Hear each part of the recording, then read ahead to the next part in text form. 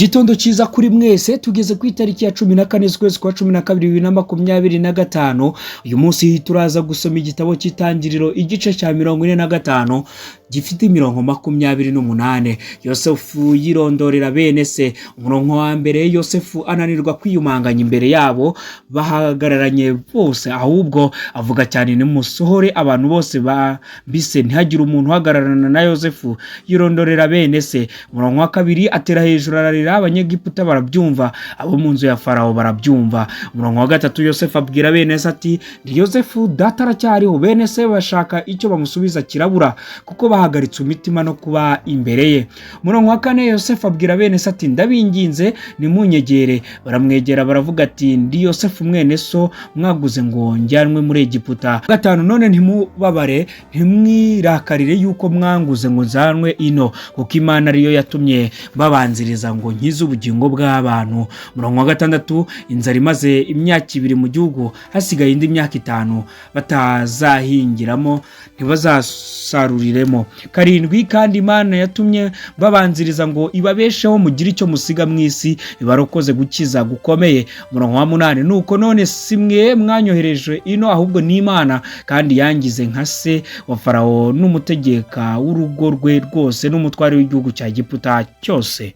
Umurongo wa 9, ni mwihute muzamuke mujye kuri data mumubwire ati umwana wawe Yosefu ngo tukubwire yuko Imana yamugize umutware wa Egiputa hose, manuka umusange ntutinde. Umurongo wa 10, kandi uzatura mu gihugu cy'Gosheni, umube bugufi wowe n'abana bawe n'abuzukuru bawe n'imikumbi yawe n'amashyo yawe n'ibyo ufite byose. 11, kandi ngo azakugererayo kuko hagisigaye imyaka 5 y'inzara, we kenana n'inzu yawe n'ibyo ufite byose. 12, kandi murirebera na mwene mama Benyamini arirebera yuko ari nge ubyikuriye mu kanwa. 13, kandi muzabwire data icyubahiro cyanjye cyose mfite muri Egiputa, muzamubwire ibyo mwabonye byose, kandi muzatebutse data mumuzane ino. 14, Yosefu ahobera mwene nyina Benyamini, begamiranya amajosi ararira. Benyamini aririra ku ijosi rya Yosefu. 15, asoma bene se bose abaririraho, nyuma bene se baganira nawe.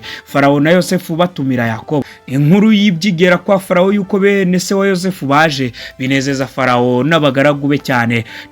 17, Farawo abwira Yosefu ati bwira bene so ngo nimugenze mutya, muhekeshe indogobe zanyu imitwaro, mugende mujye mu gihugu cy'i Kanani. 18, muzane so nabo mu ngo zanyu muziwe ngo nawe azabaha ibyiza byo mu gihugu cya Egiputa, muzarya ibirushaho kuba byiza byo mu gihugu.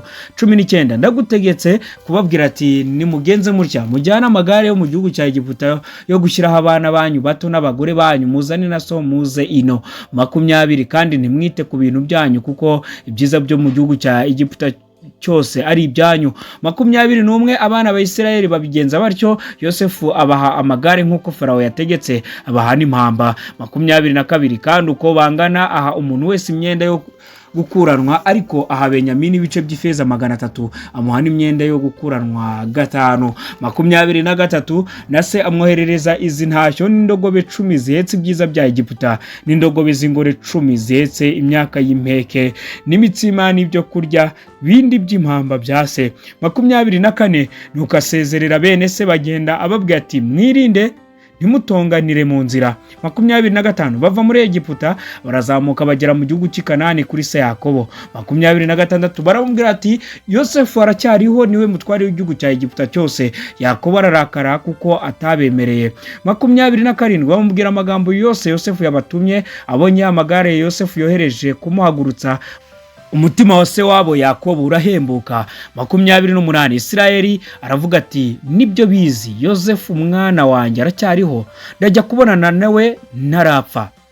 Iki cyari igice cy'itangiriro cya 45. Reka tubabwire ngo mushyire imbere gukiranuka. Soma dusome Bibiliya ku Kibabi TV. Sangiza abagenzi bawe iki kiganiro kugira ngo bisomere Bibiliya. Mugire umunsi mwiza, turabakunda.